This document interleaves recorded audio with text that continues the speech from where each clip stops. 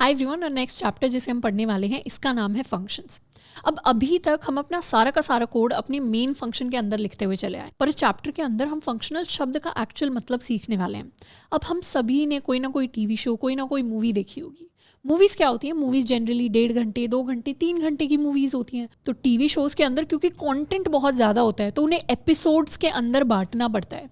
तो वैसे ही जब हमारा कोड बहुत ज़्यादा बड़ा हो जाता है तो लॉजिकली हमें उसे छोटे छोटे टुकड़ों के अंदर बांट देना चाहिए। और यही जो छोटे छोटे पीसेज ऑफ कोड होते हैं, हर किसी का अपना एक इंडिविजुअल काम होता है और इन्हीं पीसेज ऑफ कोड को हम फंक्शंस कह देते हैं।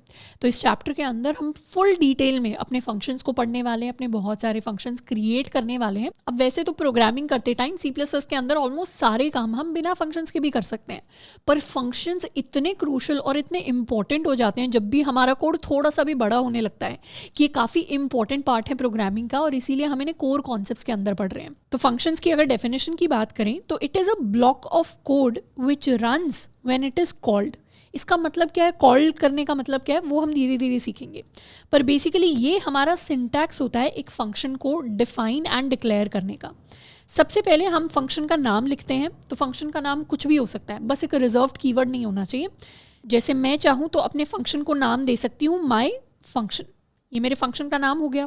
बेसिकली फंक्शन लास्ट में अगर कुछ ना कुछ वैल्यू रिटर्न करता है तो हमें उस वैल्यू का डेटा टाइप बताना होता है। अगर फंक्शन लास्ट में कोई इंटीजर वैल्यू रिटर्न करेगा तो फंक्शन का टाइप इंट हो जाएगा। कोई अगर कैरेक्टर वैल्यू रिटर्न करेगा तो फंक्शन का टाइप कैर हो जाएगा। जैसे अगर हम अपने मेन फंक्शन की बात करें कोड में, तो मेन क्या है? मेरे फंक्शन का नाम है, और मेन से पहले जो इंट लिखा हुआ है ये इसका रिटर्न टाइप है क्योंकि मेरा फंक्शन 0 वैल्यू रिटर्न करता है विच इज़ एन इंटीजर। वैसे ही अगर मेरा फंक्शन कैर रिटर्न करे तो यहाँ पर रिटर्न टाइप हो जाएगा कैर के इक्वल। ऐसे ही अगर मेरा फंक्शन बूल रिटर्न करे तो मेरा रिटर्न टाइप हो जाएगा बूल के इक्वल। वैसे कुछ कुछ फंक्शंस ऐसे होते हैं जिन्हें कोई वैल्यू रिटर्न करने की ज़रूरत नहीं पड़ती। मतलब फॉर एग्जांपल मैं एक फंक्शन लिख रही हूँ जिसका काम है कि उसे कुछ भी हेलो वर्ल्ड प्रिंट करवाना है या अपना कॉलेज प्रिंट करवाना है, तो वहाँ पे कोई वैल्यू रिटर्न नहीं करनी, सिर्फ अपना प्रिंट करवाने का काम करेंगे और आगे बढ़ेंगे। तो ऐसे केसेस में फंक्शंस का एक स्पेशल रिटर्न टाइप होता है which is called void. Void का इंग्लिश के अंदर मतलब होता है खाली, वीराना, कोई चीज़ अगर खाली हो जाए। तो वैसे ही कोई फंक्शन कुछ भी नहीं रिटर्न करता, खाली वैल्यू होती है, तो वहाँ पे हम वॉइड लिख लेते हैं। तो void is also a primitive data type, जिसे हमने अपने इनिशियल चैप्टर्स के अंदर नहीं पढ़ा था, पर वॉइड को जनरली हम फंक्शन के रिटर्न टाइप की तरह ही मोस्टली यूज़ कर रहे होते हैं। वॉइड को यूज़ करके हम एज सच वेरिएबल्स डिफाइन नहीं करते। तो हम वॉइड लिखते हैं, फिर अपने फंक्शन का नाम लिखेंगे, कोई भी डेटा टाइप फंक्शन का नाम, उसके बाद हम लगाते हैं अपने पेरेंथेसिस, और पेरेंथेसिस के बाद हमारे फंक्शन का ब्लॉक स्टार्ट हो जाता है इन करली ब्रेसेस के साथ। तो फंक्शन जो भी काम करवाना चाहे वो हमारे करली ब्रेसेस के यानी ब्लॉक ऑफ कोड के बीच में आता है, और फंक्शन के एंड में हम किसी भी वैल्यू को रिटर्न कर सकते हैं यूजिंग द रिटर्न कीवर्ड। अगर हमने वॉइड लिखा हुआ है तो हमें कुछ भी रिटर्न करने की जरूरत नहीं है, पर अगर हमने किसी वेरिएबल का डेटा टाइप लिखा हुआ है तो वहाँ पे हमें किसी ना किसी उसी डेटा टाइप की वैल्यू को रिटर्न करना पड़ेगा, नहीं तो हमारे पास एरर आ जाएगा। तो अब हम क्या करने वाले हैं, एक सिंपल सा फंक्शन हम अपने कोड के अंदर लिखने वाले हैं। फंक्शंस देखकर बिल्कुल भी घबराने की ज़रूरत नहीं है, क्योंकि मुझे पर्सनली लगता है कि फंक्शंस लूप से भी सिंपल कॉन्सेप्ट है। तो हमें एक तो काफ़ी सारा मज़ा आएगा फंक्शंस को पढ़ते हुए, प्लस इसका सिंटैक्स बहुत ज़्यादा सिंपल है, हम धीरे धीरे लिख लिख के प्रैक्टिस करेंगे। Let's come to our code. Code के अंदर हम अपना फर्स्ट फंक्शन डिफाइन करेंगे, और हमारे फंक्शन का काम है हेलो प्रिंट करना, हमें सिर्फ इतना काम करना है। तो ये मेरा मेन फंक्शन है। हम इस मेन फंक्शन के अंदर फंक्शन को ना लिख के क्या करेंगे, अलग से अपना एक और फंक्शन बनाएंगे। जैसे हमारे लिए मेन बना होता है वैसे हम एक और फंक्शन बना देंगे। इसका रिटर्न टाइप रख देते हैं वॉइड। मैंने इसे से हेलो नाम दे दिया क्योंकि मुझे इससे हेलो वर्ल्ड बुलवाना है, या अगर मैं चाहूँ तो कुछ और भी नाम दे सकती हूँ।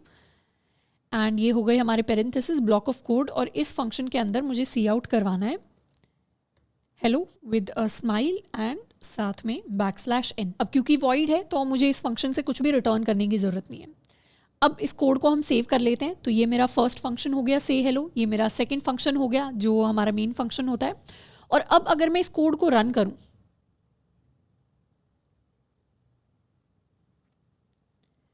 एंटर करेंगे, तो एज सच हमारे पास कुछ भी आके प्रिंट नहीं होगा।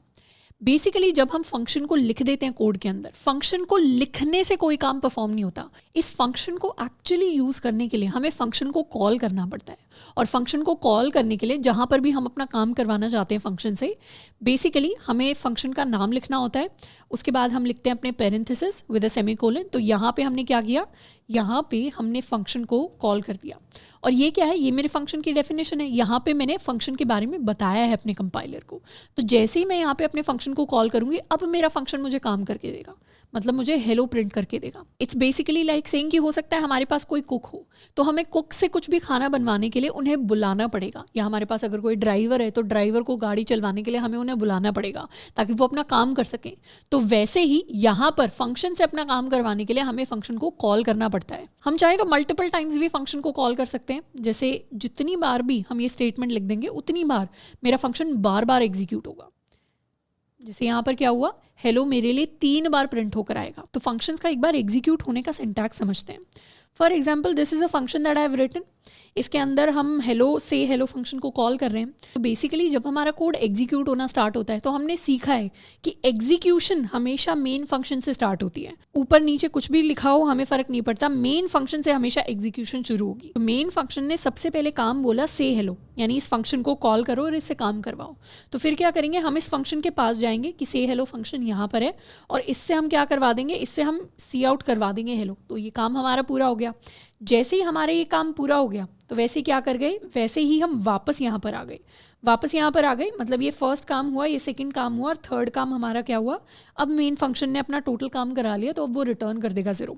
तो हमारे फंक्शन का एग्जीक्यूशन इस तरीके से चलता है कि जहाँ पर भी फंक्शन को कॉल किया जाएगा वहाँ पे एक पॉज लग जाएगा और सबसे पहले फंक्शन वाला काम होगा जाके, और जैसे ही फंक्शन अपना काम, अपनी एग्जीक्यूशन पूरी कंप्लीट कर देगा, हम वापस से वहीं पर आ जाएंगे जहाँ पे कॉल हुआ था, और अब कॉल से नेक्स्ट वाली जो स्टेटमेंट होगी उसे हम एग्जीक्यूट कर रहे होंगे। तो लॉजिकली जो फ्लो होता है किसी भी फंक्शन के एग्जीक्यूट होने का, वो इसी तरीके से वर्क करता है C++ के अंदर। अब वैसे तो अपने कोड में हमने दिखाया है कि मेन फंक्शन के अंदर हम दूसरे फंक्शन को कॉल कर रहे हैं, पर हम चाहें तो बहुत सारे फंक्शंस भी बना सकते हैं। जैसे ये मेरा फंक्शन हो गया से हेलो। जैसे फॉर एग्जांपल मेन फंक्शन से मैंने इन सारी कॉल्स को हटा दिया, और मैं क्या करूँगी, मैं एक और फंक्शन बनाऊंगी, let me call it void assistant। तो this is my assistant function. Assistant function क्या करता है, कुछ नहीं करता, जो भी काम उसे बोला जाता है वो काम करवाता है। तो अभी असिस्टेंट फंक्शन का काम है से हेलो को कॉल करना, सिंपली ये चीज़। और लास्ट में से हेलो को कॉल करके असिस्टेंट फंक्शन क्या करेगा, प्रिंट करवा देगा वर्क डन। इस तरीके से कोई भी चीज़ प्रिंट करवा देगा। Let me clear this window. तो अभी इस फंक्शन के अंदर, मेन फंक्शन के अंदर, जब मैं अपने असिस्टेंट को कॉल करूंगी तो उससे क्या होगा, हमारे कोड का एग्जीक्यूशन हमेशा मेन फंक्शन से स्टार्ट होता है। मेन फंक्शन क्या करेगा, असिस्टेंट को कॉल लगाएगा। असिस्टेंट को कॉल लगाएगा तो हम असिस्टेंट के पास पहुंच जाएंगे। असिस्टेंट क्या करेगा, से हेलो को कॉल लगाएगा। से हेलो को कॉल लगाएगा तो हम से हेलो के पास पहुंच जाएंगे। से हेलो के पास जैसे ही पहुंचेंगे वैसे ही हेलो प्रिंट हो जाएगा स्क्रीन पर, और वापस से हम असिस्टेंट के पास आ जाएंगे जिसने से हेलो को कॉल किया था। उसके बाद स्क्रीन पर असिस्टेंट वर्क डन प्रिंट करवा देगा। उसके बाद वापस से हम मेन फंक्शन के पास पहुंच जाएंगे और रिटर्न हो जाएगा 0, यानी एग्जीक्यूशन खत्म। तो इस कोड में पहले हमारे पास हेलो प्रिंट होगा, फिर हमारे पास वर्क डन प्रिंट होगा। Let's save it and run. तो इस तरीके से हमारी चीज़ें हमारे पास प्रिंट हो रही होंगी। तो कभी भी इस चीज़ से कंफ्यूज नहीं करना कि हमारे किसी भी फंक्शन को मेन ही हमेशा कॉल करेगा। कोई भी फंक्शन किसी भी फंक्शन को कॉल कर सकता है। इनफैक्ट एक फंक्शन खुद को ही कॉल कर सकता है।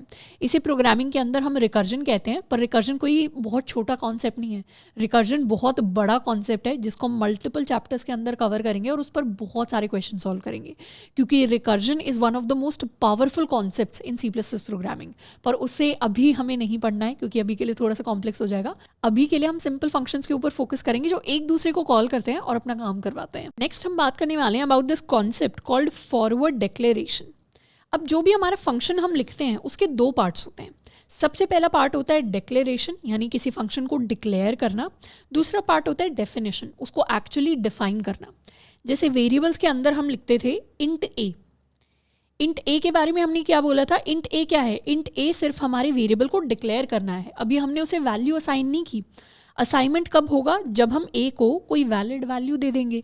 तो ये कौन सा स्टेप है? ये हमारा असाइन करने का स्टेप है, क्योंकि इस लाइन में तो ए के अंदर क्या है? ए के अंदर गार्बेज वैल्यू है। इस लाइन के अंदर ए को कोई वैलिड वैल्यू असाइन हुई है, तो दोनों के अंदर डिफरेंस होता है। हम चाहें तो दोनों को सेम लाइन में भी लिख सकते हैं, यानी int a is equal to 10 अगर मैंने लिख दिया तो इसी लाइन में मैंने वेरिएबल को डिक्लेयर कर दिया और इसी लाइन में मैंने वेरिएबल को असाइन कर दी वैल्यू।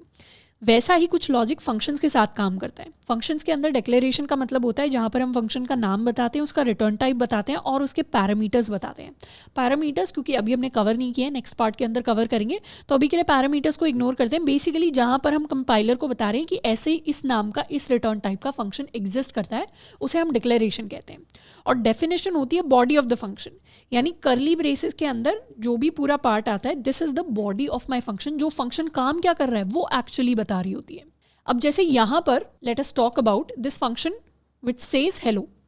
अब ये जो से हेलो फंक्शन है इसे मैंने इस तरीके से लिख दिया, तो यहाँ पर ये जो फर्स्ट लाइन है वॉइड से हेलो पेरेंथेसिस, ये क्या है? ये इसका डिक्लेरेशन है जो कंपाइलर को बता रहे हैं इस नाम का फंक्शन एग्जिस्ट करता है। और ये जो बाकी का पार्ट है ये इसकी डेफिनेशन है जो बताता है फंक्शन एग्जैक्टली क्या काम कर रहा है। यहाँ डिक्लेरेशन एंड डेफिनेशन साथ में लिखी हुई है। पर अगर इसी सेम चीज़ को मैं इंट मेन के बाद लिख दूं और यहाँ पर मैं से हेलो फंक्शन को कॉल करने की कोशिश करूँ, तो उस केस में क्या होगा? Let's try to execute our code. उस केस में हमारे पास एरर आएगा। And what is the error saying? Use of undeclared identifier से हेलो। आइडेंटिफायर्स हमें पता है फंक्शंस के वेरिएबल्स के नाम होते हैं, तो ये हमारा कंपाइलर हमें कह रहा है से हेलो आपने अनडिक्लेयर आइडेंटिफायर है जिसको लाइन नंबर 6 पे यूज़ किया है। लाइन नंबर 6 पे हमने से हेलो को कॉल किया है, पर कंपाइलर क्या देखता है? कंपाइलर देखता है कि से हेलो इस लाइन से पहले डिक्लेयर्ड होना चाहिए, क्योंकि कंपाइलर को अभी पता ही नहीं कि से हेलो है भी क्या कोड के अंदर, क्योंकि से हेलो तो बाद में आ रहा है मेन फंक्शन के, मतलब इस लाइन के बाद में आ रहा है से हेलो। कंपाइलर तो ऊपर से नीचे की तरफ वर्क करता है, तो उसे नहीं पता नीचे क्या लिखा हुआ है, उसे हमेशा पता होता है ऊपर क्या लिखा हुआ है, और ऊपर से हेलो का नाम नहीं लिखा हुआ। इसीलिए कई बार अगर हमें मेन फंक्शन के बाद में अपने फंक्शंस को डिफाइन करना होता है तो उनका डिक्लेरेशन हम मेन फंक्शन से पहले देते हैं। जैसे फॉर एग्जाम्पल डिक्लेरेशन देने का मतलब है कि यहाँ पर मैंने लिख दिया वॉइड से हेलो अपने पेरेंथेसिस और सेमीकोलन। तो इस तरीके से मैंने क्या किया? अलग से अपने फंक्शन को सिर्फ मैंने डिक्लेयर कर दिया, उसकी डेफिनेशन नहीं दी, ये नहीं बताया क्या काम करना है, बस डिक्लेयर कर दिया। तो कंपाइलर को पता होगा ठीक है से हेलो प्रोग्रामर ने बताया है एग्जिस्ट करता है, तो आगे कहीं एग्जिस्ट करता होगा, और फिर जब कोड एग्जीक्यूट होगा तो डेफिनेशन के हिसाब से हमारा काम एग्जीक्यूट हो जाएगा। तो इसे सेव करके अगर रीरन करें तो इस बार हमारे लिए एक प्रॉपर आउटपुट हमारे पास प्रिंट होकर आ जाएगा। जब भी मेन के बाद हम फंक्शंस को डिफाइन करना चाहते हैं तो मेन से पहले हमें उनका डिक्लेरेशन देना पड़ता है, और इसी चीज़ को हम C++ के अंदर फॉरवर्ड डिक्लेरेशन कहते हैं। फॉरवर्ड यानी आगे बढ़ के हमने पहले ही डिक्लेयर कर दिया अपने फंक्शन के डेफिनेशन से पहले। नेक्स्ट हम पढ़ने वाले हैं फंक्शंस के अंदर पैरामीटर्स के कॉन्सेप्ट को। अब अभी तक हमने जो भी फंक्शंस लिखे वो सारे ऐसे थे जिनके अंदर कोई पैरामीटर्स नहीं थे। पैरामीटर्स आर बेसिकली वैल्यूज जिनकी हमारे फंक्शंस को ज़रूरत पड़ती है और जिन्हें हमारा फंक्शंस वेरिएबल्स की तरह ट्रीट कर सकता है। फॉर एग्जांपल कुछ ऐसे फंक्शंस होंगे जिन्हें कुछ वैल्यूज़ की ज़रूरत होगी। जैसे मैं अगर अपने कोड के अंदर लिखूं, लेट्स रिमूव दिस से हेलो फंक्शन एंड इसे क्लियर कर लेते हैं। लेट्स सपोज अपने कोड के अंदर मुझे एक फंक्शन बनाना है इंट सम, जो क्या करता है? दो नंबर्स का सम कैलकुलेट करता है। और ये क्या करेगा? एक और वेरिएबल बना लेगा सम, जिसके अंदर हम a+b का सम कैलकुलेट कर लेंगे और यहाँ से ये सम वैल्यू को रिटर्न कर देगा। इस तरीके से हमारा फंक्शन काम करता है। अब इस सम फंक्शन को दो नंबर्स का सम कैलकुलेट करने के लिए उन दो नंबर्स की वैल्यू चाहिए होगी a और b की। तो कोई भी फंक्शन उन वैल्यूज़ को लेता कैसे है? जैसे फंक्शंस को अगर हम ब्लैक बॉक्स की तरह इमेजिन करें, let's suppose function is this. हमने पहले ही बात की थी फंक्शन क्या होता है? फंक्शन एक ब्लॉक ऑफ कोड होता है जो कुछ इनपुट लेता है, इट टेक्स सम इनपुट, और कुछ आउटपुट देता है।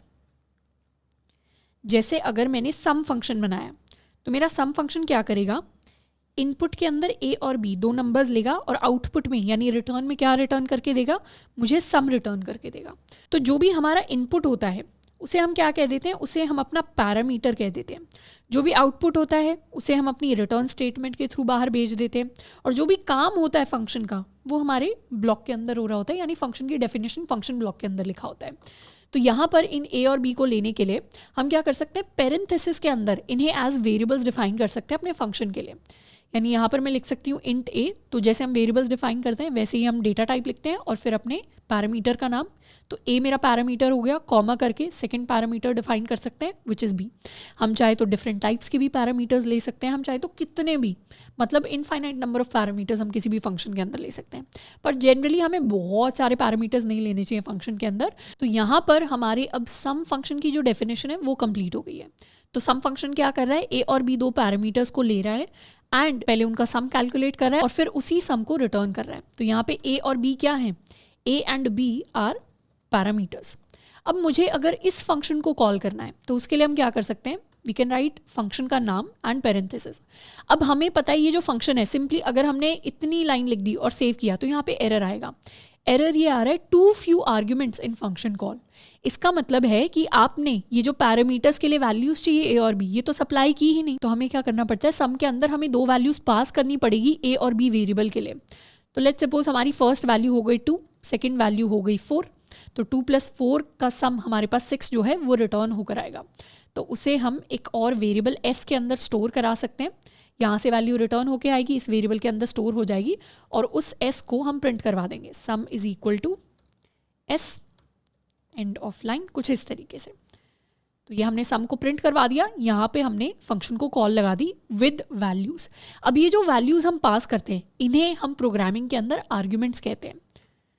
2 और 4 हमारे लिए क्या हो जाएंगे, हमारे लिए आर्ग्यूमेंट्स बन जाएंगे। ये आर्ग्यूमेंट वाद विवाद वाला आर्ग्यूमेंट नहीं है, these arguments are basically values. जब भी फंक्शन को कॉल किया जाता है उसके अंदर जो वैल्यू पास होती है उसको प्रोग्रामिंग के अंदर हम आर्ग्यूमेंट्स कहते हैं। और जहाँ पे फंक्शन लिखा हुआ है, फंक्शन के अंदर जो उसके पैरामीटर्स के नाम लिखे होते हैं उन्हें हम पैरामीटर्स कहते हैं। तो आर्ग्यूमेंट्स और पैरामीटर्स के अंदर डिफरेंस क्या होता है, पैरामीटर्स आर वेरिएबल्स जिसके अंदर कोई भी वैल्यू हो सकती है, पर आर्ग्यूमेंट्स क्या होते हैं, आर्ग्यूमेंट्स आर फिक्स्ड वैल्यूज जिनके ऊपर हमारा फंक्शन कुछ भी कैलकुलेशंस करेगा। तो इस कोड को अगर सेव करके रन करें तो हमारे लिए आउटपुट प्रिंट होकर आना चाहिए 6। तो our sum is equal to 6। जैसे हमने सम के लिए कोड लिखा है ऐसे ही मैं चाहूँ तो डिफरेंस के लिए भी कोड लिख सकती हूँ। तो यहाँ पे डिफरेंस नाम दे देते हैं, तो ये क्या करेगा, a - b कैलकुलेट करेगा।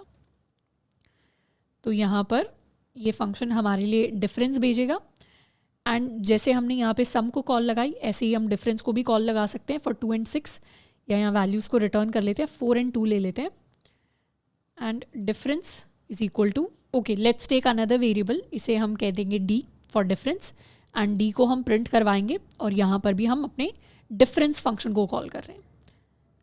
Let's save it and run. तो सम हमारे पास 2 और 4 का 6 आ गया, डिफरेंस आ गया 4 - 2 इज इक्वल टू 2। तो इस तरीके से हमारे फंक्शंस के अंदर पैरामीटर्स को भी हम यूज़ कर सकते हैं to do our complex calculations. तो पैरामीटर्स के अंदर ही हमारे पास एक और कॉन्सेप्ट होता है विच इज़ डिफ़ॉल्ट पैरामीटर्स। जैसे फॉर एग्जाम्पल यहाँ पर एक बार डिफरेंस के लिए कोड हटा देते हैं। Let's suppose this is my code to calculate the sum. अब सम फंक्शन के अंदर जब भी हम ये दो आर्ग्यूमेंट्स पास करते हैं तो इसमें हमेशा जो फर्स्ट वैल्यू होती है वो जाके फर्स्ट पैरामीटर के अंदर सेव होती है, जो सेकंड वैल्यू होती है वो हमेशा जाके सेकंड पैरामीटर के अंदर सेव होती है एंड सो ऑन। अब मुझे अगर किसी भी दिन लगा कि लेट्स सपोज मुझे एक ऐसा फंक्शन बनाना है जिसमें मैं एक ही वैल्यू पास कर पाऊँ सम के अंदर और मेरा फंक्शन ऑटोमेटिकली क्या करे, ये देख ले कि जब एक ही वैल्यू आती है तो उस केस में जो सेकेंड वैल्यू इसे सम के लिए लेनी है दैट इज इक्वल टू 1। तो हमेशा 1 के साथ सम ले लो अगर कोई दूसरा पैरामीटर या दूसरा आर्ग्यूमेंट हमारे पास नहीं है तो ऐसे केसेस में हम क्या कर सकते हैं, कुछ पैरामीटर्स को डिफ़ॉल्ट वैल्यू दे सकते हैं। जैसे फॉर एग्जांपल मैंने यहाँ पर 4 को हटा दिया and if I try to save this code तो पहले से ही VS कोड मुझे एरर दिखा देगा टू फ्यू आर्ग्यूमेंट्स। इसका मतलब है कि मुझे 2 इंटीजर्स को पास करने की ज़रूरत है, पर मैंने क्या किया, एक ही इंटीजर को पास किया है तो ये कोड मुझे कंपाइल टाइम पे एरर दे देगा। पर मैं चाहती हूँ जब भी b पास नहीं है तो उस केस में उसे डिफ़ॉल्ट वैल्यू दे दो इक्वल टू 1। तो मैं यहाँ इक्वल टू 1 लिख सकती हूँ। इस इक्वल टू 1 को लिखने का बेसिक मतलब है कि जब सेकेंड पैरामीटर ना हो तो उस केस में b की वैल्यू को 1 कर दो। Let's save it and execute. तो इस बार जो सम कैलकुलेट होगा वो 2 and 1 का होगा, so it will be equal to 3। पर डिफ़ॉल्ट पैरामीटर्स में कभी भी हम फर्स्ट पैरामीटर को डिफ़ॉल्ट नहीं बना सकते। जैसे आई कैन नॉट से a इज इक्वल टू 1, क्योंकि इस केस में हमारे पास एरर आएगा। अब ये एरर क्यों आया? बेसिकली जब हमने यहाँ पे सिंगल वैल्यू पास करने की कोशिश की, यानी 2 को पास किया, तो इस फंक्शन ने क्या सोचा, 2 तो हमेशा फर्स्ट आर्ग्यूमेंट मतलब फर्स्ट पैरामीटर के लिए पास हुआ है, तो 2 वैल्यू a के लिए पास हुई है, तो a के अंदर जाके 2 यूज हो जाएगा, ये 1 यूज नहीं होगा। तो a को तो वैल्यू मिल गई पर b को कोई वैल्यू नहीं मिली, उसकी वजह से हमारे पास यहाँ पर एरर आ गया। और इनफैक्ट हम अपने एरर को पढ़ भी सकते हैं, missing default argument on parameter b, कि पैरामीटर b के अंदर कोई डिफॉल्ट आर्ग्यूमेंट सप्लाइड ही नहीं है, तो उस केस में हमारे पास एरर आ गया। पर यहीं पर अगर b इज इक्वल टू 1 होता एंड उस केस में हम 2 and 5 पास करते, तो जब 2 पास किया तो a के अंदर 2 वैल्यू स्टोर हो गई, 5 पास किया तो b के अंदर 5 वैल्यू स्टोर हो गई। तो जब भी पैरामीटर की डिफॉल्ट वैल्यू होती है वो सिर्फ उन्हीं केसेस में यूज होती है जब उसके लिए वैल्यू सप्लाइड नहीं है, पर अगर आर्ग्यूमेंट से वैल्यू आ रही है तो उस केस में पैरामीटर के अंदर डिफॉल्ट वैल्यू यूज नहीं होगी।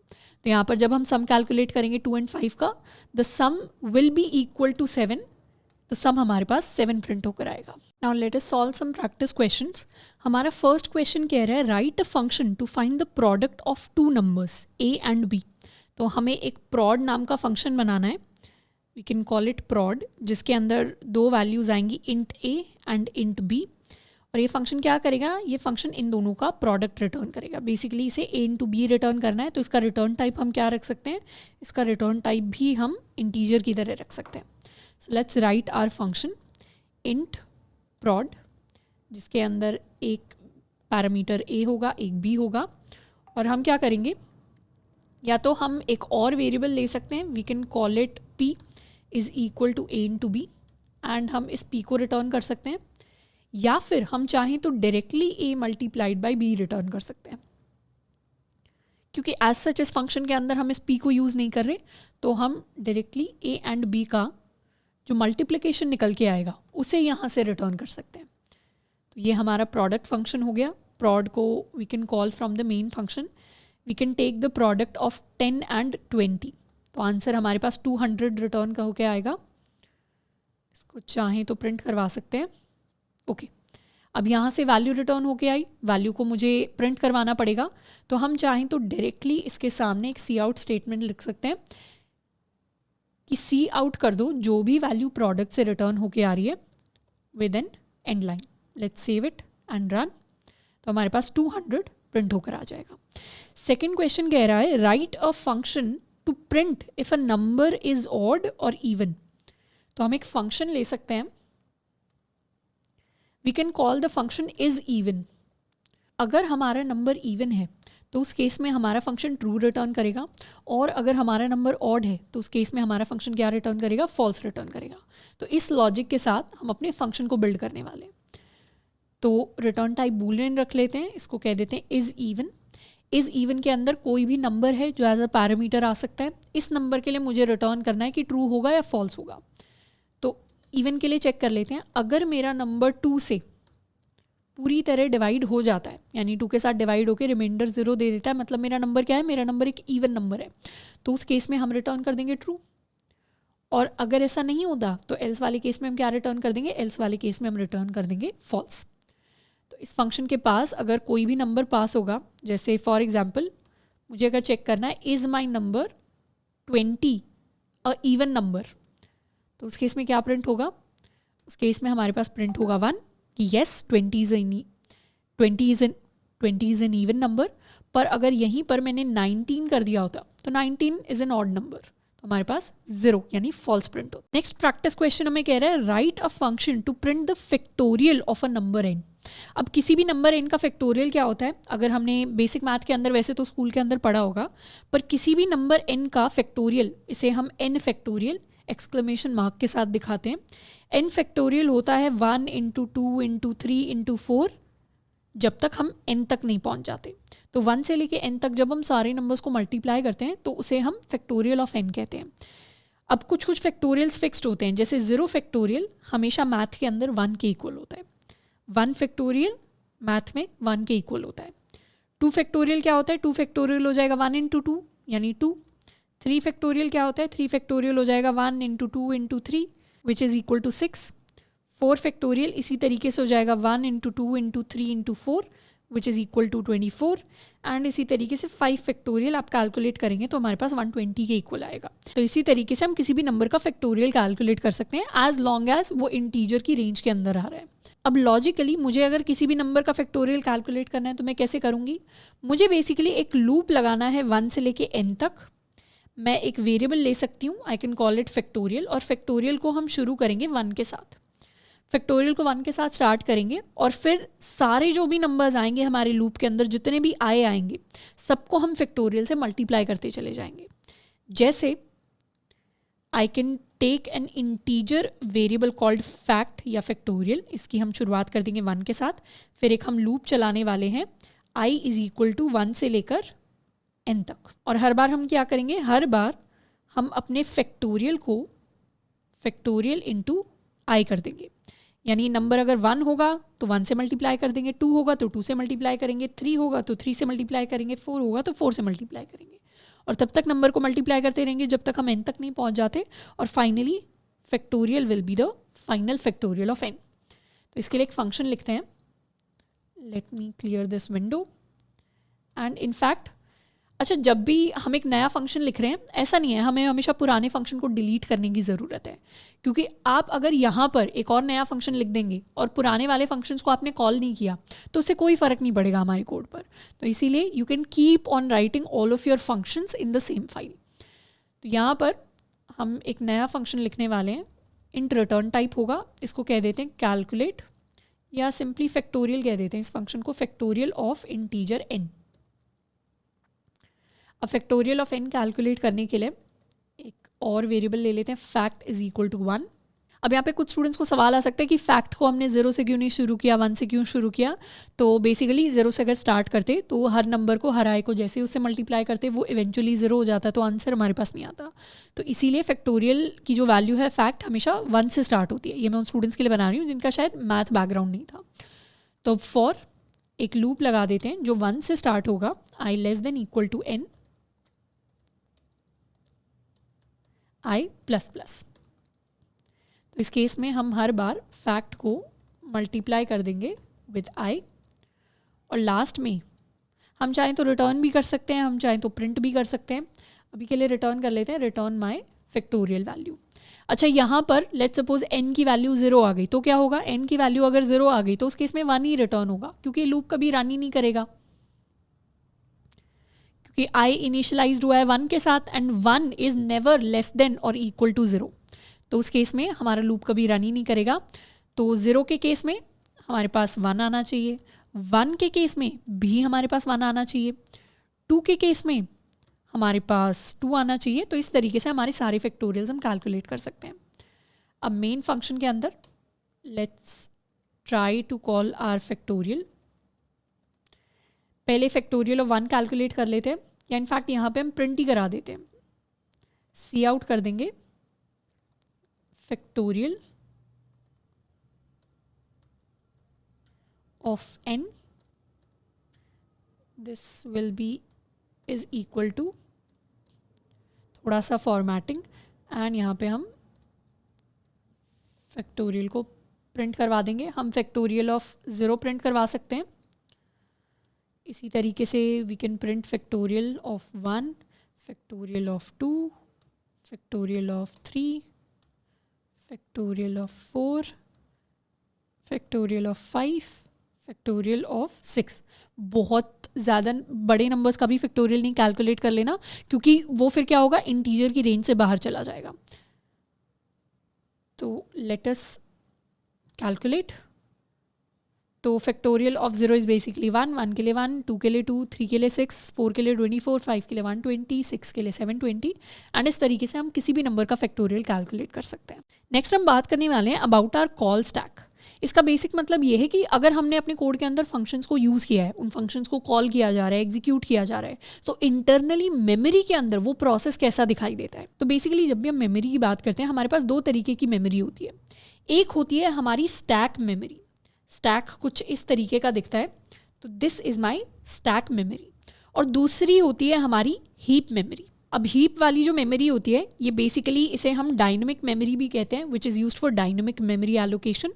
अब हीप मेमोरी को हम इस सेक्शन के अंदर, इस चैप्टर के अंदर डिस्कस नहीं करेंगे, उसे हम बाद में जाके डिस्कस करेंगे जब हम डायनेमिक मेमोरी एलोकेशन को पढ़ रहे होंगे। तो यहाँ पर जब भी फंक्शंस की बात आती है हम अपनी स्टैक मेमोरी को यूज़ करते हैं। तो स्टैक का बेसिक मतलब क्या होता है? स्टैक को हम इस तरीके से समझ सकते हैं, जब हमने एक के ऊपर एक बहुत सारी लेयर्स रख दी हूँ। जैसे लेट्स सपोज एक बहुत लंबी सी बिल्डिंग है जिसमें बहुत सारे फ्लोर्स हैं, तो वो क्या हो गया, बहुत सारे फ्लोर्स का स्टैक बन गया। या अगर हम बहुत सारी बुक्स को एक के ऊपर एक के ऊपर एक रख दें तो वो क्या हो गया, स्टैक ऑफ बुक्स बन गया। तो जब हम किसी चीज़ को एक के ऊपर एक रख देते हैं तो उस चीज़ को हम एक स्टैक कह देते हैं। जैसे घर पे प्लेट्स रखी होती हैं तो एक स्टैक बन जाता है, कटोरियाँ एक के ऊपर एक रखी होती हैं तो वो एक स्टैक बन जाता है। तो वैसे ही स्टैक टाइप की मेमोरी है जो हमारे पास एग्जिस्ट करती है। तो जब भी कोई भी फंक्शन कॉल होता है, जब भी किसी फंक्शन को एग्जीक्यूट किया जाता है, यहाँ पे कंपाइल की बात नहीं हो रही, यहाँ पे एग्जीक्यूशन की बात हो रही है। तो जब भी फंक्शन एग्जीक्यूट होता है तो स्टैक के अंदर एक लेयर बनती है जिसे हम कह देते हैं स्टैक फ्रेम, जो पूरी की पूरी उस फंक्शन को एलोकेट हो जाती है। मतलब ये एक जगह है मेमोरी के अंदर जो पूरी की पूरी इस फंक्शन को एलोकेट हो गई। तो उस फंक्शन के जितने भी वेरिएबल्स होते हैं, उस फंक्शन के जितने भी पैरामीटर्स होते हैं, वो सारे के सारे इसी स्टैक फ्रेम के अंदर जगह ऑक्यूपाई करते हैं। जैसे for example, let me take an example of a simple code that we have already written. Let's suppose this is my main function. ये हमारे पास मेन फंक्शन है। लास्ट में क्या हो रहा है, लास्ट में हो रहा है रिटर्न 0। और ये मेरे पास एक और फंक्शन है which is my sum function. Sum function के अंदर दो वेरिएबल्स आ रहे हैं, इंट ए इंट बी। और यहाँ से क्या हो रहा है, यहाँ से लेट्स सपोज मैंने एक और वेरिएबल बनाया s is equal to a plus b, और फिर मैंने यहाँ से रिटर्न कर दी अपनी s की वैल्यू। और यहाँ पे क्या हो रहा है, यहाँ पे सम फंक्शन कॉल हो रहा है, सम ऑफ 2 and 5। इस तरीके से मैंने कॉल किया। इनफैक्ट कॉल करने के साथ अगर मैं चाहूँ तो इसे सी आउट भी करा सकते हैं। तो इस तरीके से एक छोटा सा बेसिक सा कोड हमने लिख दिया है जिसमें एक फंक्शन है जिसे कॉल किया जा रहा है। अब जैसे ही हमारा कोड एग्जीक्यूट होना स्टार्ट होगा, तो हमारा कोड एग्जीक्यूट कहाँ से होता है, हमेशा मेन फंक्शन से एग्जीक्यूशन स्टार्ट होती है। अब मेन भी क्या है, मेन भी अपने आप में है तो एक फंक्शन ही। और रूल क्या कहता है, प्रोग्रामिंग क्या कहती है, जैसे ही फंक्शन का एग्जीक्यूशन शुरू हो, क्योंकि मेन का एग्जीक्यूशन शुरू हो गया, वैसे ही उसके लिए स्टैक फ्रेम एलोकेट हो जाएगा। तो ये वाला जो स्टैक फ्रेम है ये किसके पास आ जाएगा, ये बेसिकली मेरे मेन फंक्शन के पास आ जाएगा। और मेन फंक्शन में अगर कोई वेरिएबल्स भी होते हैं ना, जैसे अगर मैं कुछ लाइंस के अंदर if I would have defined a variable, अगर मैं लिख देती int x is equal to 45, तो यहाँ पे x इज इक्वल टू 45 ये जो वेरिएबल है ये इसी स्टैक फ्रेम के अंदर, इसी मेन फंक्शन की जगह के अंदर जाके क्रिएट हो जाता। तो ये हमारा मेन फंक्शन के अंदर हम आ गए एग्जीक्यूशन करने के लिए। मेन फंक्शन ने एक वेरिएबल डिफाइन कर दिया, वो यहाँ पे क्रिएट हो गया। तो क्योंकि फंक्शन से रिलेटेड मोस्टली जो ऑपरेशंस होते हैं वो स्टैटिक की कैटेगरी में आते हैं, और स्टैक भी क्या करता है, स्टैक मेमोरी जो होती है वो स्टैटिक चीज़ों के लिए होती है। तो फंक्शंस को भी हम स्टैटिक देखते हैं, उन्हें डायनेमिक की तरह नहीं देखते। पर ये जो स्टैटिक डायनेमिक का कॉन्सेप्ट है ये हमें और ज़्यादा डिटेल में तब समझ आएगा जब हम पॉइंटर्स को पढ़ रहे होंगे, डायनेमिक मेमोरी एलोकेशन को पढ़ रहे होंगे। अब यहाँ पर हम क्या कर रहे हैं, यहाँ पे हम सी आउट कर रहे हैं सम ऑफ 2 and 5। तो अब हम सम फंक्शन को कॉल लगा रहे हैं। सम फंक्शन को जैसे ही हम कॉल लगाएंगे हम यहाँ पहुँच जाएंगे, मतलब हम यहाँ पर पहुँच गए सम फंक्शन के पास। तो जैसे ही दूसरे फंक्शन की एग्जीक्यूशन स्टार्ट होगी तो एक और स्टैक फ्रेम क्रिएट होगा, और उस स्टैक फ्रेम की जगह किसको मिलेगी, उस स्टैक फ्रेम की जगह मेरे सम फंक्शन को मिलेगी। अब जैसे ही सम फंक्शन के अंदर हम आए तो यहाँ पर एक और वेरिएबल क्रिएट हो रहा है s is equal to a plus b, यानी 2 + 5। तो यहाँ पे एक और वेरिएबल बनेगा s इज इक्वल टू 7। तो ये वैल्यू उसके अंदर स्टोर हो जाएगी, और यहाँ से हम रिटर्न कर देंगे s की वैल्यू को। तो रिटर्न होके वैल्यू हमारी मेन फंक्शन के पास आएगी जहाँ पर हमने सम को कॉल किया था। तो यहाँ पर हमारी जो वैल्यू है, this value is going to return back to the main function 7 वाली वैल्यू। और जैसे ही रिटर्न होता है इसे हम रिटर्न ऑफ कंट्रोल कहते हैं। जैसे ही कंट्रोल वापस से कॉलिंग वाली जगह पे रिटर्न होता है, वैसे ही पुराना स्टैक फ्रेम जो होता है वो स्टैक से हट जाता है। यानी अब जो हमारा सम फंक्शन मेमोरी के अंदर स्पेस ऑक्यूपाई कर रहा था, जगह ले रहा था, वो सारी हट गई, अब वो जगह खाली हो गई। अब कल को अगर मेन फंक्शन किसी दूसरे फंक्शन को कॉल करे तो यहाँ पर हमारा सेकेंड फंक्शन आके वो जगह ऑक्यूपाई कर लेगा, क्योंकि अब वो फ्री हो गई, सम फंक्शन का काम तो खत्म हो गया। तो अब यहाँ पर मेन फंक्शन के अंदर जो भी ऑपरेशंस होने होंगे, यानी हमें प्रिंट करना है 7 को, तो 7 हमारे लिए प्रिंट होकर आ गया। उसके बाद क्या हुआ, मेन फंक्शन का भी काम खत्म हो गया। मेन फंक्शन क्या करेगा, रिटर्न कर देगा 0। तो जैसे ही मेन फंक्शन से 0 रिटर्न हो गया, वैसे ही मेन फंक्शन की भी ये जो जगह है जो उसने ऑक्यूपाई की थी, ये हमारे लिए खाली हो गई। यानी अब हमारे लिए सारे स्टैक फ्रेम्स हट चुके हैं और अब हमारा कोई भी फंक्शन हमारी स्टैक मेमोरी के अंदर नहीं है। तो यहाँ से हमें 2-3 चीज़ें याद रखनी है। सबसे पहला, जब भी किसी फंक्शन को कॉल किया जाता है, वैसे ही स्टैक मेमोरी में उसे एक लेयर मिल जाती है, जिस लेयर को हम अपना स्टैक फ्रेम कहते हैं। सारे के सारे उस फंक्शन से एसोसिएटेड जो वेरिएबल्स होते हैं, दूसरी चीज़ें होती हैं जिन्हें मेमोरी के अंदर जगह चाहिए, वो सारे वेरिएबल्स उसी स्टैक फ्रेम के अंदर आकर स्टोर होते हैं।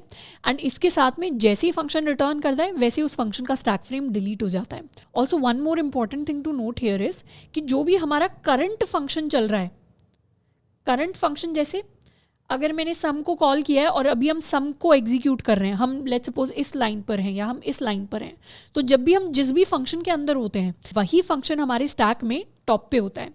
तो जो हमारा करंट फंक्शन होता है is at the top of the stack.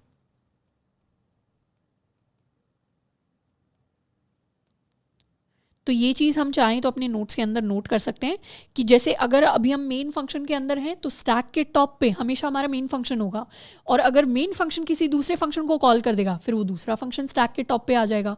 फिर जैसे ही वो फंक्शन का काम हो गया, वो फंक्शन वहाँ से हट जाएगा और दोबारा मेन फंक्शन स्टैक के टॉप पर आ जाएगा। तो इस तरीके से हमारे फंक्शन का एग्जीक्यूशन वर्क करता है इन द मेमोरी। नेक्स्ट हम पढ़ने वाले हैं स्कोप के बारे में। तो scope is a concept which is related to the working of functions.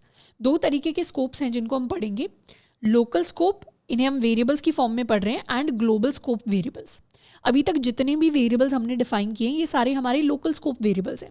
Local scope variable कहने का मतलब है कि कोई भी वेरिएबल अगर किसी फंक्शन के अंदर डिफाइन हुआ है, तो उसका स्कोप कहाँ पर है। स्कोप इज बेसिकली वो एरिया जहाँ पर वेरिएबल को एक्सेस किया जा सकता है, उसे यूज़ किया जा सकता है। तो what is scope? Scope is the area where a variable can be accessed और used। इसे हम स्कोप कहते हैं प्रोग्रामिंग के अंदर। तो लोकल स्कोप के अंदर क्या क्या आ जाता है? लोकल स्कोप के अंदर सबसे पहले तो फंक्शन स्कोप आता है कि कोई भी वेरिएबल अगर किसी फंक्शन के अंदर डिफाइंड है, तो उसे फंक्शन से बाहर यूज़ नहीं कर सकते। इसका एग्जाम्पल हमने लूप्स के अंदर देखा था। कोई भी वेरिएबल अगर लूप्स के अंदर डिफाइन है, तो उसे लूप से बाहर यूज़ नहीं कर सकते। जैसे हमारे आईज हो गए, हमारे जेज हो गए, इस तरीके के सारे वेरिएबल्स। इसी तरीके से इफ़ एल्स का हमारा स्कोप होता है कंडीशनल स्टेटमेंट्स का। कोई भी वेरिएबल इफ एल्स के अंदर है, उसे बाहर यूज़ नहीं कर सकते। या इन जनरल अगर हमारे पास कर्ली ब्रेसेस हैं, तो कर्ली ब्रेस भी क्या होता है, एक ब्लॉक होता है। तो ब्लॉक के अंदर अगर हमने कोई वेरिएबल डिफाइन किया है, तो उससे बाहर हम उस वेरिएबल को यूज़ नहीं कर सकते। इसका एक एग्जाम्पल देखते हैं। Let's create a sample function called sum, या इसे कह देते हैं वॉइड सम। इसके अंदर 2 पैरामीटर्स ले लेते हैं, int a and b, and हम ले लेते हैं कोई value s is equal to a plus b, और हम यहाँ सी आउट करवा रहे हैं अपने s को। यहाँ से हम कॉल कर देंगे अपने सम फंक्शन को कि मुझे 5 और 4 का सम कैलकुलेट करके दे दो। एंड उसके बाद हम क्या करें, उसके बाद कह रहे हैं सी आउट कर दो s को, बेसिकली इस s वेरिएबल को। अब क्योंकि ये s वेरिएबल इस सम फंक्शन के अंदर डिफाइंड है, मेन फंक्शन के अंदर डिफाइंड नहीं है, तो उसे सम फंक्शन से बाहर यूज़ नहीं किया जा सकता। तो यहाँ एरर भी आ जाएगा, आइडेंटिफायर s इज़ अनडिफाइंड, क्योंकि वो मेन के अंदर डिफाइंड नहीं है। पर मैं चाहूँ तो यहाँ पर अपना एक और दूसरा s क्रिएट कर सकती हूँ, जिसके अंदर हम चाहें तो कोई भी वैल्यू ऐड कर सकते हैं, तो उस केस में एरर चला जाएगा। ये तो हो गया फंक्शन का स्कोप। ये सारे लोकल स्कोप्स हैं। ये फंक्शन का स्कोप हो गया। ऐसे ही इफ एल्स का भी स्कोप होता है। जैसे फॉर एग्जाम्पल इस फंक्शन के अंदर अगर मैं लिख रही हूँ if a is greater than equal to 1, तो उस केस में कोई नया वेरिएबल है x, जिसकी वैल्यू को कर दो 25, और मैं बाहर प्रिंट करवाने की कोशिश कर रही हूँ अपने x को, तो ये चीज़ पॉसिबल नहीं है।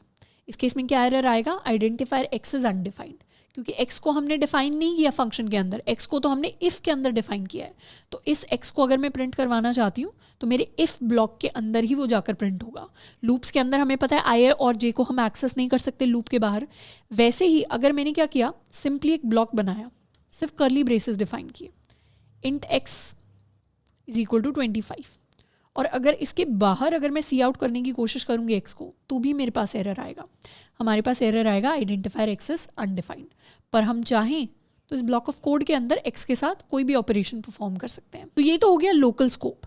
तो हर वेरिएबल का अपना एक लोकल स्कोप होता है, जहाँ पे वो डिफाइंड है वहीं यूज़ हो सकता है। पर दूसरे टाइप के वेरिएबल्स भी एग्जिस्ट करते हैं C++ में, which are called global scope variables.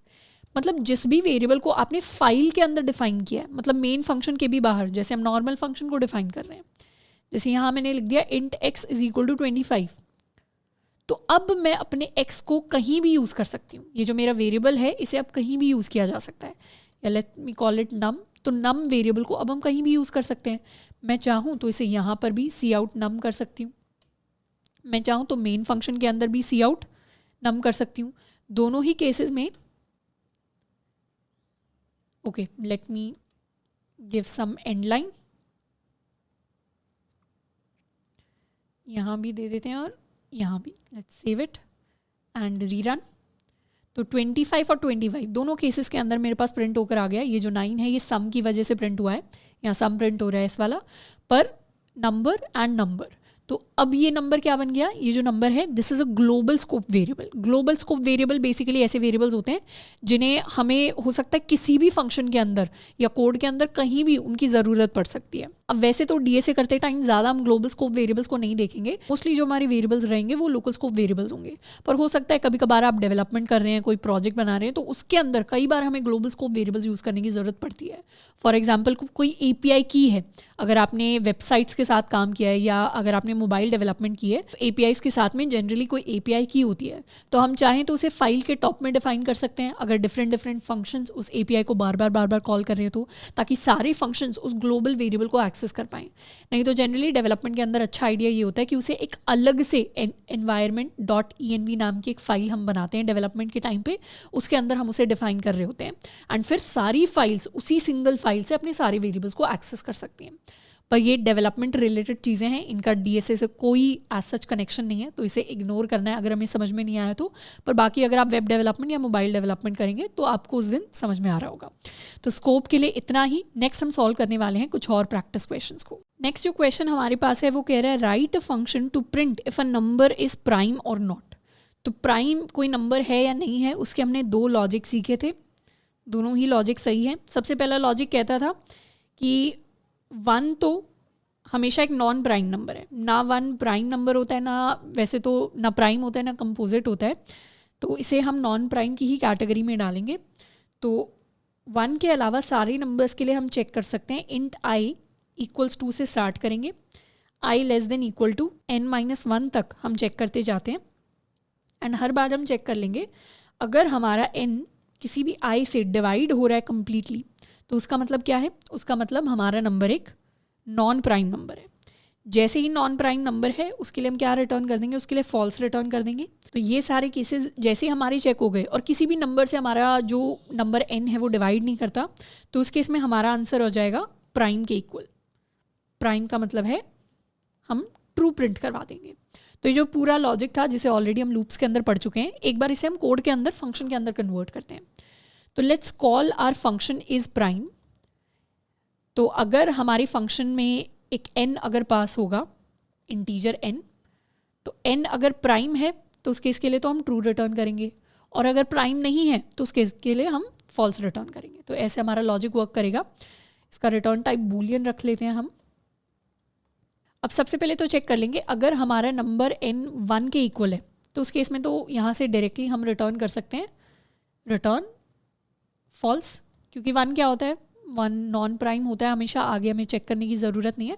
तो हम चाहें तो n इज इक्वल टू 1 के लिए एक स्पेशल कंडीशन लगा सकते हैं। उसके बाद बाकी नंबर्स को चेक करने के लिए हमें एक लूप चलाना पड़ेगा, for int i equals to i less than equal to n-1 i plus plus. तो यहाँ पर हम हर बार चेक कर लेंगे क्या मेरा जो n है वो मेरे i से कम्प्लीटली डिवाइड होता है।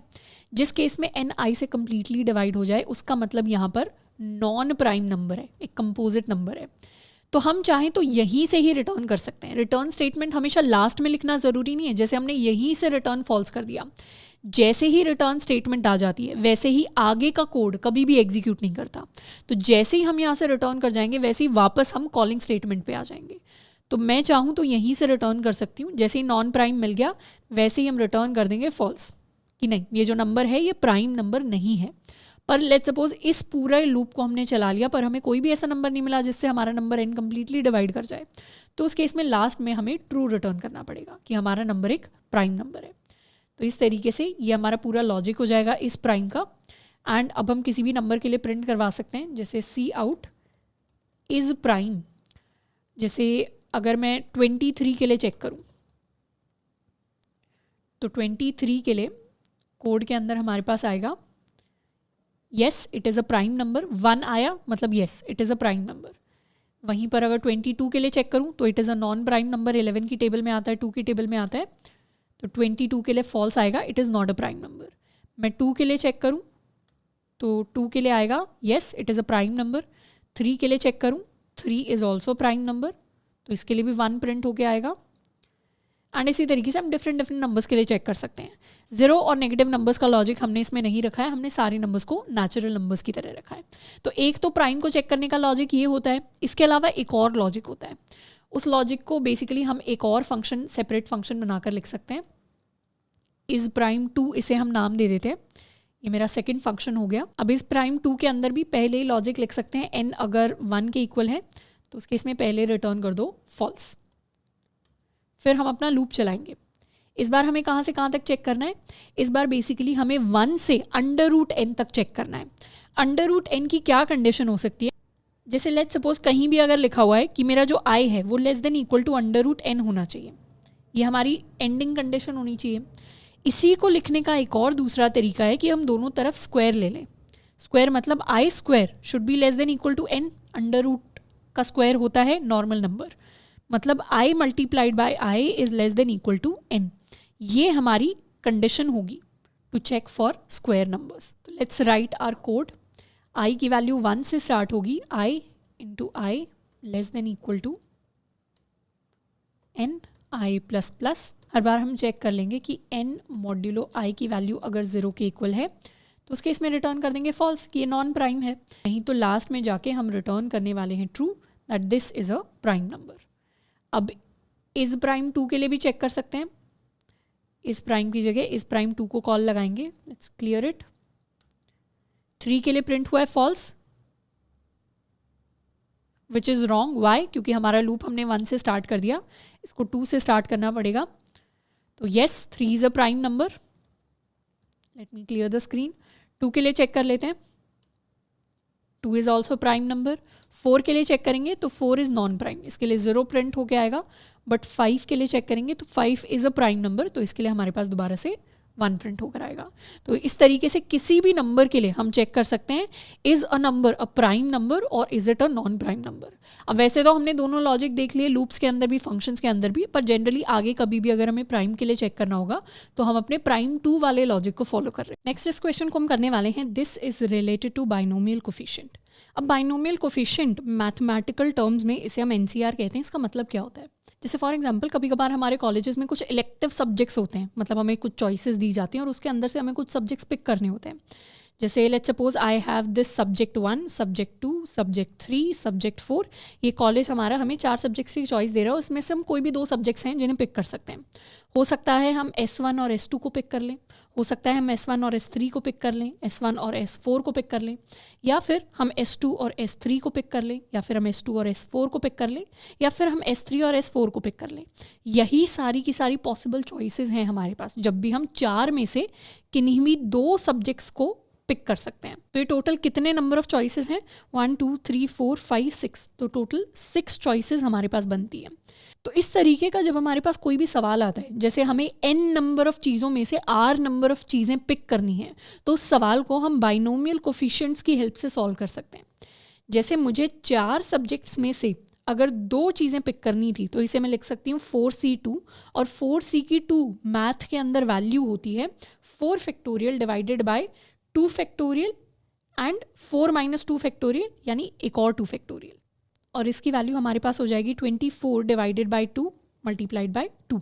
सो this will come out to be 6। यानी जो वैल्यू हम एक एक करके गिनने से निकालते, वही सेम वैल्यू हम मैथ के इस सिंपल से फॉर्मूला से निकाल सकते हैं। तो इस बाइनोमियल कोफिशिएंट को कैलकुलेट करने के लिए हमें एक फंक्शन लिखना है जिसमें इनपुट में n और r आएगा और आउटपुट में इस पूरी कैलकुलेशन की फाइनल वैल्यू रिटर्न होकर आनी चाहिए। तो यहाँ पर हमें दिख रहा है कि हमें फैक्टोरियल कैलकुलेट करना पड़ेगा बहुत सारे नंबर्स का, और फैक्टोरियल कैलकुलेट करने के लिए हमने ऑलरेडी एक फंक्शन लिखा हुआ है, तो हम उसी फंक्शन को रीयूज़ करने वाले हैं। तो बेसिकली पहले हम फैक्टोरियल का फंक्शन लिखेंगे, फिर हम बाइनोमियल कोफिशिएंट का फंक्शन लिखेंगे। तो सबसे पहले तो अपने ओरिजिनल फैक्टोरियल फंक्शन को दोबारा से लिखते हैं। Let's create a function int factorial, जिसके अंदर कोई भी नंबर n आएगा तो ये उसका फैक्टोरियल रिटर्न करेगा। तो int fact is equal to 1 for int i equals 1 से लेके less than equal to n i plus plus fact multiply equal to i, and last में हम रिटर्न कर देंगे अपने फैक्टोरियल को। तो ये तो मेरा सिंपल सा फंक्शन हो गया जिसको हमने ऑलरेडी लिखा था फैक्टोरियल कैलकुलेट करने के लिए। अब हम अपना मेन फंक्शन बनाएंगे इंट बाइनोमियल कोफिशिएंट को कैलकुलेट करने के लिए। तो इसके अंदर दो वैल्यूज हमारे पास आएंगी, एक इंटीजर n और एक इंटीजर r। अब बाइनोमियल कोफिशिएंट क्या होता है? Binomial coefficient is a combination of 3 values. कौन सी 3 वैल्यूज होती हैं उसके अंदर? Basically let me remove all of this. हमारी जो फर्स्ट वैल्यू होती है वो होती है n फैक्टोरियल, सेकेंड वैल्यू होती है r फैक्टोरियल, थर्ड वैल्यू होती है n माइनस r फैक्टोरियल। तो हमारी वैल्यू 1 बन जाएगी n फैक्टोरियल, तो फैक्टोरियल ऑफ n यहाँ कैलकुलेट कर लेते हैं। वैल्यू 2 बन जाएगी factorial of r, and value 3 हमारे पास बन जाएगी factorial of n minus r। तो फॉर्मूला क्या हो जाएगा? हमें क्या रिटर्न करना है? इन बाइनरी कोफिशिएंट, या instead let me just call it result, is equal to value 1 divided by value 2 into value 3। ये पेरेंथेसिस यहाँ पर ज़रूर लगाना है, पेरेंथेसिस नहीं लगाएंगे तो क्या होगा? वैल्यू 1 वैल्यू 2 से डिवाइड हो जाएगी और उसके बाद वैल्यू 3 से हम मल्टीप्लाई कर देंगे, तो ऑपोजिट हो जाएगा जो हम करना चाह रहे हैं। इसीलिए पेरेंथेसिस इंपॉर्टेंट है दिखाने के लिए कि वैल्यू 2 और वैल्यू 3 तीनों की दोनों के दोनों हमारे डिनोमिनेटर के अंदर है। अब हम क्या कर सकते हैं? अपने रिजल्ट को हम रिटर्न कर सकते हैं यहाँ से। अब मेन फंक्शन के अंदर I can call my binary coefficient function, जिसके अंदर n क्या हो जाएगा? n चॉइसेस है। तो n चॉइसेस है मतलब 4 सब्जेक्ट्स की चॉइस है, उसमें से 2 ऑप्शंस पिक करने हैं, मतलब r की वैल्यू 2 के इक्वल है। तो ये जो भी आंसर आएगा इसे हम अपने मेन फंक्शन के अंदर प्रिंट करवाने वाले हैं। Let me also right and of line. तो कोड रन करेंगे तो आंसर में हमारे पास वैल्यू आएगी 6 के इक्वल। कि लेट्स सपोज मेरे पास 3 लैपटॉप्स में चॉइस हैं A, B एंड C, और इनमें से मैं 2 ही लैपटॉप्स खरीद सकती हूँ। तो या तो मैं A, B ले लूँगी, या फिर we can pick B and C, या फिर हम A और C को पिक कर लेंगे। तो टोटल 3 चॉइसेस हमारे पास आएंगी। तो n की वैल्यू है 3 कि मेरे पास 3 ऑप्शंस हैं, r की वैल्यू है 2 कि मुझे 2 पिक करने हैं। तो 3 एंड 2 के लिए the answer should be equal to 3।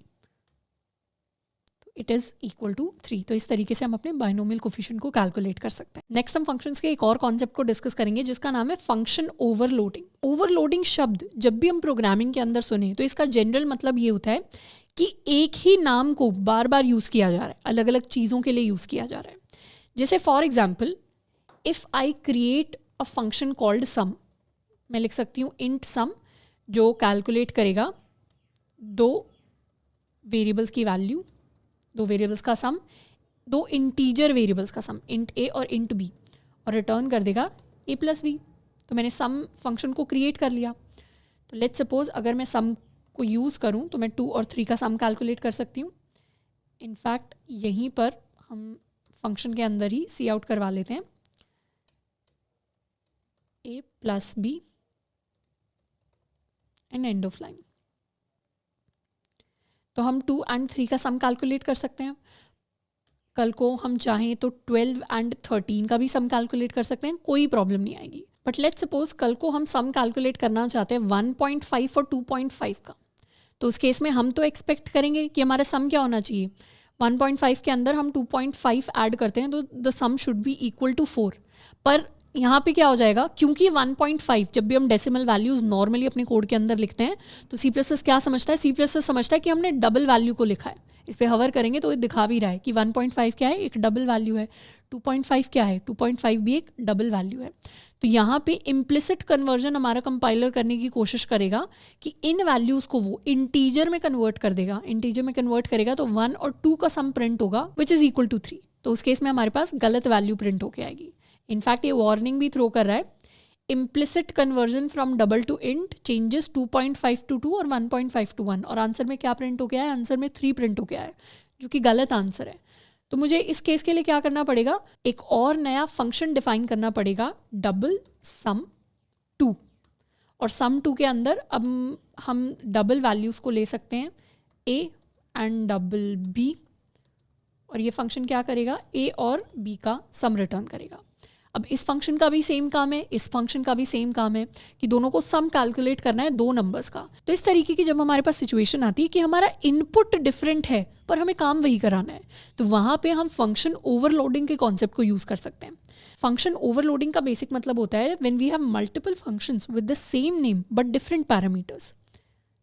यानी फंक्शन का नाम तो दोनों केसेस में सम है, ये भी सम है, ये भी सम है, पर उनके पैरामीटर्स डिफरेंट हैं। और पैरामीटर्स डिफरेंट दो तरीके से हो सकते हैं, या तो पैरामीटर का टाइप डिफरेंट है। फॉर एग्जांपल एक के अंदर मैंने इंट a और इंट b का सम लिया, दूसरे के अंदर हम double a and double b का सम कैलकुलेट करने की कोशिश कर रहे हैं, तो हमारे पास डिफरेंट टाइप्स ऑफ पैरामीटर्स आ गए। तो यहाँ पे अगर इस तरीके के हम दो फंक्शंस अपने कोड के अंदर क्रिएट करते हैं तो हम कह सकते हैं कि हमने फंक्शन ओवरलोडिंग की है। तो फंक्शन ओवरलोडिंग करने के लिए बेसिकली इसको मुझे सम 2 नाम नहीं देना, इसको मुझे सम ही नाम देना है। और मेरा जो कंपाइलर है ऑटोमेटिकली डिटेक्ट कर लेगा कि यहाँ पर 1.2 और 2.5 करने के लिए मुझे कौन सा फंक्शन यूज़ करना है। जैसे हमें तो थोड़ा बहुत कन्फ्यूजन हो सकता है कि यहाँ पे डेसिमल वैल्यूज़ हैं, तो ये वाला सम फंक्शन कॉल होगा या ये वाला सम फंक्शन कॉल होगा, पर कंपाइलर को पता है कि डबल के लिए डबल वाला ही कॉल करना है। इनफैक्ट यहाँ पर भी हम a और b का जो आउटपुट है उसे प्रिंट करवा लेते हैं। Let's save the code and run it. तो आंसर में इस बार हमारे पास सही वैल्यू आई है विच इज़ इक्वल टू 4, क्योंकि इम्प्लिसिटली कंपाइलर को पता है कि इस केस में क्योंकि डबल वैल्यूज़ हैं तो डबल वाला सम ही कॉल होना चाहिए। तो एक तो हम टाइप के बेसिस पर डिफरेंस लेकर आ सकते हैं, दूसरा डिफरेंट पैरामीटर्स में होता है नंबर ऑफ पैरामीटर्स, यानी कितने पैरामीटर्स उस फंक्शन के अंदर अलाउड हैं। जैसे फॉर एग्जांपल एक तो मैंने फंक्शन बनाया दो नंबर्स का सम कैलकुलेट करने के लिए, और वहीं हम दूसरा फंक्शन बना रहे हैं int a, int b and int c, 3 numbers का सम कैलकुलेट करने के लिए। तो ऐसे केस में व्हेन आई राइट, पहले तो ये फंक्शन क्रिएट कर लेते हैं, int sum of integer a, integer b and integer c। यहाँ पर हम रिटर्न करेंगे a plus b plus c and a plus b plus c को हम प्रिंट भी करवा देंगे। तो यहाँ पर अपने कोड के अंदर when I try to call 1, 2 and 3 का सम कैलकुलेट करने के लिए, तो यहाँ पे कंपाइलर कंफ्यूज नहीं होगा कि कौन से वाले सम को यूज़ करना है।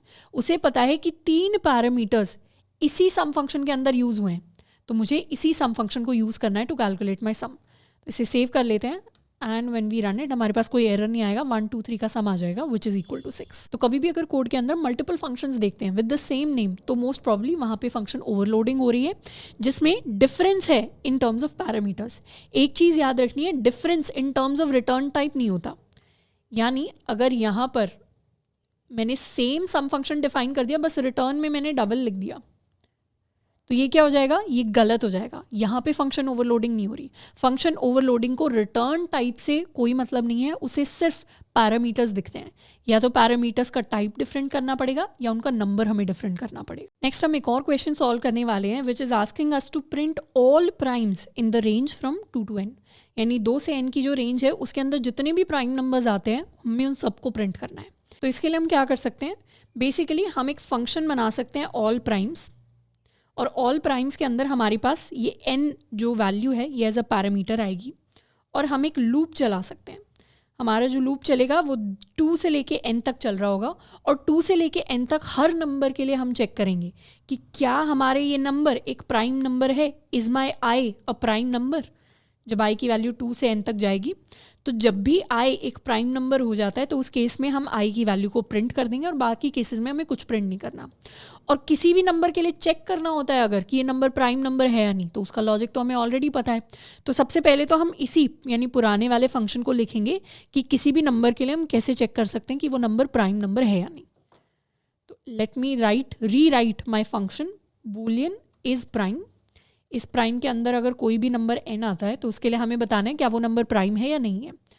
अगर हमारा नंबर 1 है तो उस केस में तो हमें ऑलरेडी पता है, हम फॉल्स रिटर्न करेंगे because it is not a prime number. फिर हम एक लूप लगाते हैं, int i equals to i into I less than equal to n i plus plus. If my n modulo i equal 0 तो उस case में हम फॉल्स रिटर्न करेंगे कि हमारा नंबर नॉन प्राइम है। और एंड में मतलब लूप ख़त्म अगर हो गया और अभी तक फॉल्स रिटर्न नहीं हुआ तो उस केस में हम रिटर्न करेंगे ट्रू कि हमारा नंबर क्या है, हमारा नंबर एक प्राइम नंबर है। तो ये हमने पूरा इज़ प्राइम का लॉजिक यहाँ पर लिख दिया है। तो इज़ प्राइम हमारे पास ऑलरेडी लिखा हुआ है, अब हम अपना रियल फंक्शन लिखेंगे। तो इसका रिटर्न टाइप रख देते हैं वॉइड, इसे कह देते हैं ऑल प्राइम्स। ऑल प्राइम्स के अंदर हमारे पास रेंज आएगी in the form of n। अब हमारा काम क्या है, हमें सारे प्राइम नंबर्स को प्रिंट करना है फ्रॉम 2 to n। तो सबसे पहले तो एक लूप चला लेते हैं, int i is equal to 2 से लूप चलाएंगे i less than equal to n तक i प्लस प्लस, और हर बार चेक कर लेंगे अपने i के लिए कि क्या i हमारा एक प्राइम नंबर है। तो if is prime of i, उस केस में हमें सी आउट करना है अपने i को विद सम स्पेस। तो यहाँ लॉजिकली क्या हो रहा है, हम 2 से लेके n तक सारी वैल्यूज़ पर जा रहे हैं। पहले 2 के लिए चेक करेंगे, फिर 3 के लिए, फिर 4 के लिए, फिर 5 के लिए। और इफ़ इज़ प्राइम, ये हमने इफ़ के अंदर फंक्शन को कॉल किया है विच इज़ कम्प्लीटली पॉसिबल। ये कम्प्लीटली लॉजिकल स्टेटमेंट है कि चेक कर लो क्या मेरा नंबर i एक प्राइम नंबर है। तो जैसे ही यहाँ पर इस प्राइम i हम चेक करेंगे, वैसे ही हम क्या करेंगे, इस प्राइम के अंदर आते ही i किस में कन्वर्ट हो जाएगा, i n में कन्वर्ट हो जाएगा। फिर हमारे i के लिए चेक होगा, मतलब n के लिए चेक होगा क्या वो एक प्राइम नंबर है या नहीं है। और फिर यहाँ पर हमारे पास ट्रू या फिर फॉल्स वैल्यू रिटर्न होके आएगी। जो भी वैल्यू रिटर्न होके आएगी उसके बेसिस पर हम प्रिंट करवा देंगे। अगर वैल्यू ट्रू है तो उस केस में हमारे लिए i प्रिंट हो जाएगा, और अगर वैल्यू फॉल्स है तो उस केस में हमें कुछ नहीं करना, एंड सिंपली लास्ट में जाके एक end of line C out कर देते हैं। तो ये जो फंक्शन है ये 2 से लेके n तक सारे के सारे फंक्शंस को, सारे के सारे प्राइम नंबर्स को हमारे लिए प्रिंट करवा देगा। तो यहाँ पे हमें लॉजिकली पता चल रहा है कि कैसे फंक्शंस एक दूसरे को यूज़ करते हैं। हमें ये जो इस प्राइम वाला पूरा लॉजिक है इसे यहाँ पर लिखने की ज़रूरत नहीं है, क्योंकि उससे कोड क्या होगा, उससे हमारा फंक्शन बड़ा हो जाएगा, कोड थोड़ा बल्कि हो जाएगा। और अपने कोड के अंदर हम हमेशा प्रेफर करते हैं थोड़ी बहुत मॉड्यूलैरिटी हो। मॉड्यूलैरिटी कहने का मतलब है छोटे छोटे फंक्शंस के हमने मॉड्यूल्स बना रखे हों ताकि उस कोड को पढ़ना आसान हो, उसके ऊपर कल को हमें चेंजेस करने हैं वो करना आसान हो। दूसरे लोग उस कोड को अगर आके चेक कर रहे हैं तो उन्हें वो कोड देखने में अच्छा लगे, सिस्टमैटिक लगे, थोड़ा सा ऑर्गेनाइज लगे। तो इसीलिए फंक्शंस बहुत ज़्यादा इंपॉर्टेंट होते हैं प्रोग्रामिंग के अंदर। तो यहाँ पर let me call my function is primes। 13 तक की हम इसे रेंज दे देते हैं। तो सारे के सारे नंबर्स जो प्राइम है इन द रेंज ऑफ 2 to 13 वो हमारे लिए प्रिंट हो गए। तो क्या क्या नंबर प्रिंट हुए, 2, 3, 5, 7, 11 एंड 13। इसी तरीके से if I give it a range of 100 या थोड़ी सी लेट्स सपोज 50 तक की इसे रेंज दे देते हैं, तो 50 तक सारे प्राइम नंबर्स हमारे पास प्रिंट होकर आ जाएंगे। तो अब मुझे बैठकर खुद नहीं सोचना प्राइम नंबर्स क्या है। I have a program that I have built on my own to show all of the prime numbers to me. तो इस तरीके से काफ़ी सारे इंटरेस्टिंग और मैथमेटिकल प्रोग्राम्स हैं जिनको हम धीरे धीरे कर रहे होंगे। बहुत सारा लॉजिक है प्रोग्रामिंग के अंदर जिसको हम धीरे धीरे सीख रहे होंगे। तो ये हमारा फंक्शंस के अंदर इतना ही था।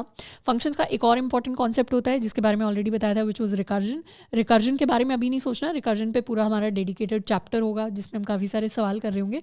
पर अभी के लिए हम बेसिक फंक्शंस को प्रैक्टिस करेंगे। इसके असाइनमेंट क्वेश्चंस को ज़रूर सॉल्व करना है।